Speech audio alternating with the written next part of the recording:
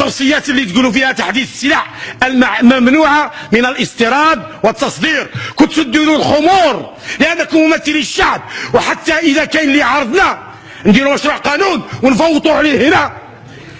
ها هي الفرصه جاتكم، كنا نهضروا في وزير هذا في التلفزيون، بصح الفرصه جاتنا بين يدينا، القانون ذا بين يدينا.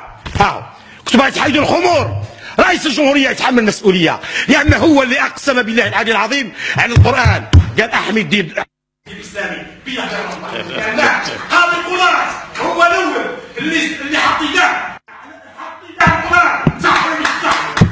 خلاص اقسم بالله انه يحمي الدين الاسلامي، صح ولا لا؟ شكرا.